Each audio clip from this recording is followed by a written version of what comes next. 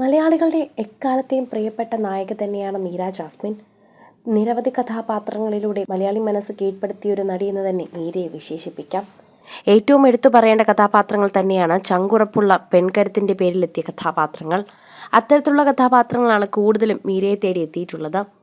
വിവാഹത്തിന് ശേഷം വളരെയധികം സോഷ്യൽ മീഡിയയിലോ സിനിമകളിലോ ഒന്നും പ്രത്യക്ഷപ്പെടാതെ മാറിപ്പോയ മീരയുടെ തിരിച്ചുവരവ് ആഘോഷിക്കുകയാണ് പ്രേക്ഷകർ.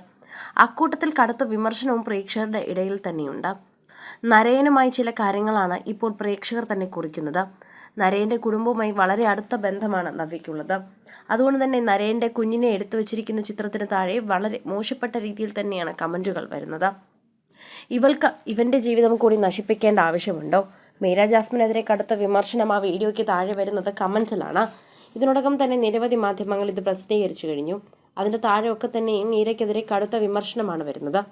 സ്വന്തം വിവാഹബന്ധം വേർപെടുത്തിയതിനു ശേഷം മീര ജീവിതത്തിലേക്കും സിനിമയിലേക്കും തിരിച്ചു വരുന്നത് കൊണ്ടാണോ പ്രേക്ഷകർ ഇത്തരത്തിൽ മീരയെ ഇല്ലാതാക്കാൻ ശ്രമിക്കുന്നതെന്ന് നിരവധി പേർ ചോദിക്കുന്നു.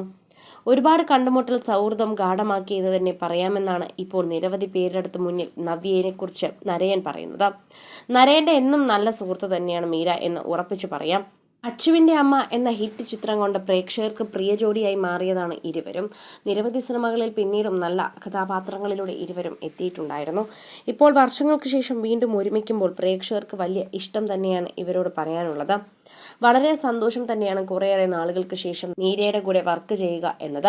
അത് തൻ്റെ ജീവിതത്തിലെ ഒരു സുഹൃത്തിനോടൊപ്പം തന്നെ നിൽക്കുന്നത് പോലെ തോന്നും.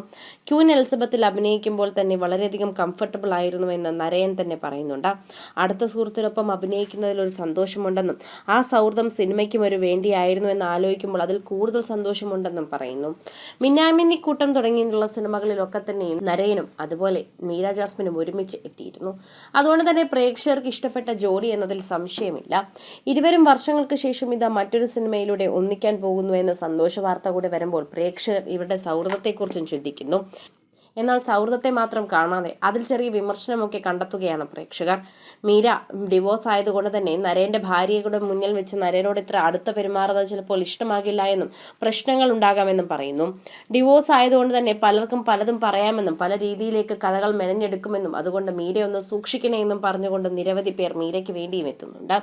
എന്നാൽ മീരയെ കുറ്റപ്പെടുത്തുന്നതിന് പകരം മീരയുടെ നല്ല മനസ്സിനെ കണ്ടുകൂടെ എന്നും നരേനെയും കുടുംബത്തിനെയും വെറുതെ വിടൂ എന്ന തരത്തിലുള്ള വാർത്തകളും ഒക്കെ തന്നെയും ചുറ്റും നടക്കുന്നു. മീര ഡിവോഴ്സ് ആയതുകൊണ്ടല്ലേ മീരയെക്കുറിച്ച് നിങ്ങളിങ്ങനെ വേണ്ടാതീനം പറയുന്നതെന്ന് നിരവധി പേർ ചോദിക്കുന്നുണ്ട്. അതോടൊപ്പം തന്നെ സോഷ്യൽ മീഡിയയിലടക്കം നിരവധി പേരാണ് മീരയെക്കുറിച്ചും നരേനെക്കുറിച്ചും ചോദിച്ചെത്തുന്നത്. സൗഹൃദം എവിടെ വെച്ചാണ് വീണ്ടും ഉടലെടുത്തതെന്ന് ചോദിക്കുന്നു. കഴിഞ്ഞ വർഷം ഇവർ ഒരുമിച്ച് കണ്ട സമയത്തെക്കുറിച്ചാണ് ഇവർ പറയുന്നത്. അന്നു മുതൽ നവ്യയും നരേനും ഒരുമിച്ച് വീണ്ടും സുഹൃത്തുക്കളായി എല്ലാ കാര്യങ്ങളും പരസ്പരം സംസാരിക്കാൻ തുടങ്ങി. നരേൻ്റെ ഭാര്യയുമായി മീര ജാസ്മിൻ വളരെയധികം അടുത്ത ബന്ധമാണ് കാത്തു സൂക്ഷിക്കുന്നതെന്ന് പ്രേക്ഷകർ തന്നെ പറയുന്നു. മീരയുടെ സ്വഭാവത്തിന് തന്നെ ഒരുപാട് മാറ്റമുണ്ടെന്ന് നരേൻ പറയുന്നുണ്ട്.